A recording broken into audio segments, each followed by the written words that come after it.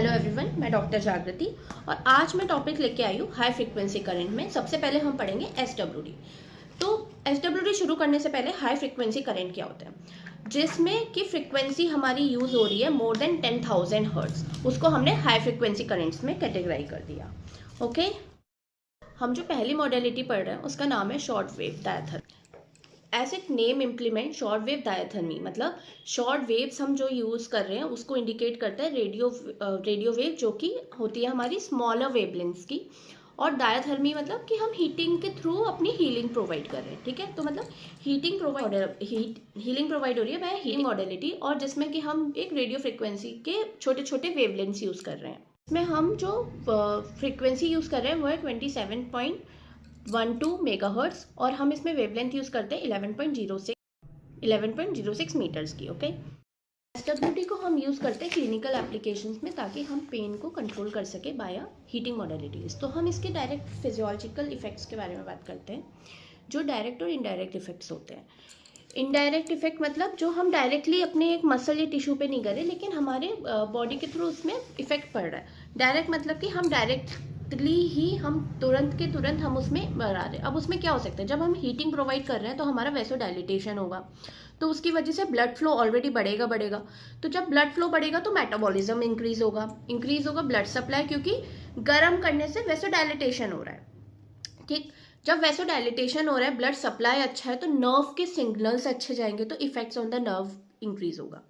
Indirect में effect on the muscle tissue. अब हमने एसडब्ल्यूडी के थ्रू क्या करा, था हीटिंग बढ़ाई थी। हीटिंग बढ़ाने की वजह से हमारा ब्लड फ्लो बढ़ा था। ब्लड फ्लो की वजह से जो ब्लड हमारा मसल्स में जा रहा है, तो मसल्स में हीलिंग प्रोवाइड कर रहा है। ठीक है, तो जब ब्लड फ्लो इंक्रीज होता है तो वहाँ की हीलिंग फास्ट होती है, इसीलिए मसल टिश्यूज में इफेक्ट आ रहा है। जब ब्लड फ्लो बढ़ता है बॉडी में तो राइज इन टेम्परेचर होता है, क्योंकि सर्कुलेशन बढ़ा है तो टेम्परेचर बढ़ेगा। ठीक है, दूसरा इनडायरेक्टली इफेक्ट क्या है, अगर वैसोडाइलेटेशन होता है तो ब्लड प्रेशर डिक्रीज होता है। क्यों? क्योंकि फ्लो आराम से जा रहा है बॉडी में।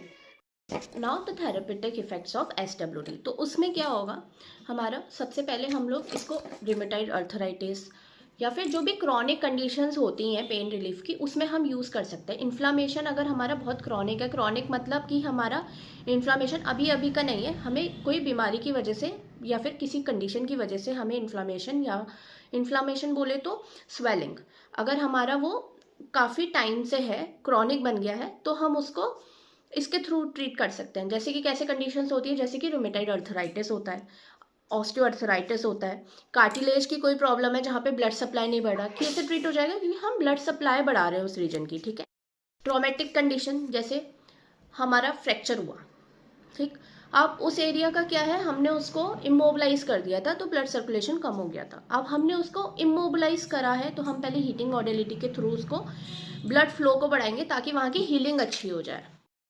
दूसरा रिलीफ ऑफ पेन के लिए क्या कर सकते हैं कि हमें सीडेटिव इफेक्ट देता है ताकि उस एक पर्टिकुलर एरिया की हीलिंग अच्छी हो।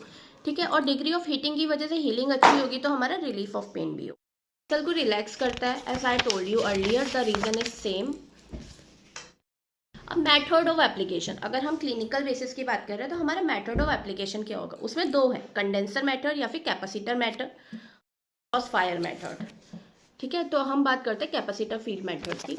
तो उसमें क्या होता है, coplanar, contraplanar, cross fire and monoplanar. Coplanar मतलब कि दोनों एक ही इलेक्ट्रोड्स हैं, सपोज वायर्स हैं, हमेशा चेक करेंगे दोनों के बीच की स्पेसिंग इक्वल हो, ज़्यादा मतलब नैरो स्पेस ना हो, पास ना हो, वरना वो इलेक्ट्रिक कंडक्शन जनरेट कर देंगे, तो हमें उसको स्पेस भी दूर रखना है। दूसरा, उनके वायर्स को हमें चेक करना है कि वायर्स को अलग अलग रखेंगे, वायर्स एक दूसरे से इंटरचेंजेबल या इंटरकनेक्टेड ना हो ताकि पेशेंट को शॉक ना लगे। ठीक है, कॉन्ट्राप्लेनर में एक वायर की डायरेक्शन अगर इस साइड है तो दूसरे की अपोजिट होगी। क्रॉस फायर, एक पर्टिकुलर टाइम के लिए हमने एक में रखा, फिर दूसरे वाले इलेक्ट्रोड को हटा के थोड़े टाइम बाद हम दूसरी जगह पे प्लेस कर देंगे, वो हो गया कॉन्ट्राप्लेनर। ये जनरली नी के लिए यूज होता है। सेकेंड है कि हम लोगों ने वायर मेथड यूज़ करा है, जैसे कि केबल मेथड। अब वो कैसे होता है कि उसमें वायर्स होती हैं और वो बॉडी के पार्ट्स में अरेंज कर दी जाती है, जिसके थ्रू हमें हीटिंग प्रोवाइड होती है। हम प्रिपरेशन ऑफ पेशेंट कैसे करेंगे। प्रिपरेशन ऑफ पोजीशन के लिए पेशेंट को सबसे पहले कंफर्टेबल पोजीशन में बैठाया जाएगा, उसके पार्ट्स को पूरा हम एक्सपोज करेंगे। देन हमें उसके कोई भी कॉन्ट्राइंडिकेशन के लिए चेक करना है। अब कॉन्ट्राइंडिकेशन क्या क्या हो सकता है, वो प्रेग्नेंट तो नहीं है क्योंकि radiation therapy of a high frequency. Then उसे कोई भी ओपन वुंड तो नहीं है, डायबिटिक तो नहीं है, उसको बर्न तो नहीं है। अब हमें जब ये सब चीज़ें हो गया तो हम एक उसका स्किन सेंसेशन टेस्ट भी यूज़ कर लेंगे ताकि थोड़ा देखेंगे फिर। ठीक है, अब हमें क्या करना है, एक पर्टिकुलर एरिया को जिस पेशेंट पे हमें देना है उसे हम ड्राई करेंगे, पेशेंट को एक्सप्लेन करेंगे प्रोसीजर को कि हम धीरे धीरे इंटेंसिटी बढ़ाएंगे। आपको बताना है हमें कि आप किस पोजीशन तक कंफर्टेबल हैं। ठीक है, जहाँ तक इंटेंसिटी वार्मथ कंसर्न हो जाए पेशेंट को तो हमें उससे थोड़ा सा बढ़ा के रोक देना है। दूसरा है, हमें उस पेशेंट को पूछना है कि आप डायबिटिक तो नहीं हो, क्योंकि डायबिटिक में क्या होता है, सेंसेशंस थोड़े कम होते हैं, उसकी वजह से पेशेंट को फील नहीं होगा, लेकिन चांसेस हैं कि आप इंटेंसिटी बढ़ाते रहोगे पेशेंट के अकॉर्डिंग और उसको बर्न हो सकता है। ठीक है, अब एप्लीकेशन ऑफ द ट्रीटमेंट सबसे सिंपल है। सबसे पहले अगर मशीन यूज़ करनी है तो हमें turn on the machine button, फिर हमें इंटेंसिटी ग्रेजुअली इंक्रीज करनी है और ट्यून करना है मशीन को। ओके, फिर ट्रीटमेंट टाइम हमें सेट करना है। देन हमें पेशेंट को बताना है, पूरा वार्मथ आपको हो, अगर ज़्यादा वार्मथ होती है तो हमें बताइए, और पेशेंट को अकेला नहीं छोड़ना है।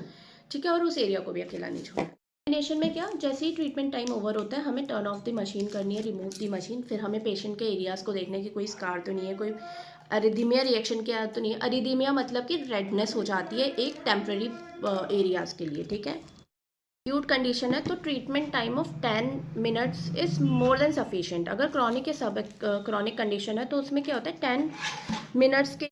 क्रॉनिक है तो उसमें 10 मिनट्स में तो नॉर्मली मसल्स में ही इन्वॉल्वमेंट होगा, तो हम इसे 15 to 20 मिनट्स तक कर सकते हैं। कॉन्ट्राइंडिकेशन और प्रिकॉशंस बहुत मेन है SWD में जानना है, जैसे कि इम्प्लांटेड पेसमेकर तो नहीं है, क्योंकि अगर पेशेंट के इम्प्लांटेड पेसमेकर होगा तो वो मेटल है। मेटल क्या है, ओवर हीटिंग की वजह से आपका थर्मल कर सकता है। ठीक है, दूसरा कि इम्पेयर थर्मल सेंसेशन तो पेशेंट को नहीं है, कोई ऐसी डिजीज कंडीशन तो नहीं है, डायबिटिक तो नहीं है जो पेशेंट को सेंसेशन ही नहीं आ रही और हम इंटेंसिटी बढ़ाते जा रहे हैं, तो उसकी वजह से बर्न हो सकता है। तीसरा, प्रेगनेंसी तो नहीं है, बेबी के लिए वो रेडिएशन बहुत ज़्यादा है और वो उसको हार्म कर सकता है। ठीक, हैमरेज तो नहीं है। हैमरेज मतलब कोई ब्लीडिंग हो रही है, अगर ब्लीडिंग हो रही है और हमने थर्मल दिया तो उसका ब्लड फ्लो बढ़ जाएगा, ब्लड फ्लो बढ़ेगा तो उसको हैमरेज और हो सकता है। मैलिगेंट ट्यूमर में भी सेम केस है, मैलिगेंट ट्यूमर में भी अगर ब्लड सप्लाई बढ़ेगी तो ट्यूमर बढ़ जाएगा। ठीक है, तो ये सब चीज़ें, उसकी आईज का एक्सपोजर ना हो मेनली। ठीक है, कोई पेशेंट के इम्प्लांट हो सकता है, वो डायबिटिक हो सकता है, उसको कोई ना कोई ब्लड फ्लो की प्रॉब्लम हो सकती है, तो ये सब चीज़ें हमें बहुत अच्छे से माइंड में रखनी है कि पेशेंट आएगा तो पहले हमें उसकी हिस्ट्री लेनी है क्लिनिकल, देन हमें अपना ट्रीटमेंट प्रोटोकॉल फॉलो करना है। Thank you, and for such more informative videos keep subscribe me, share with your friends Jin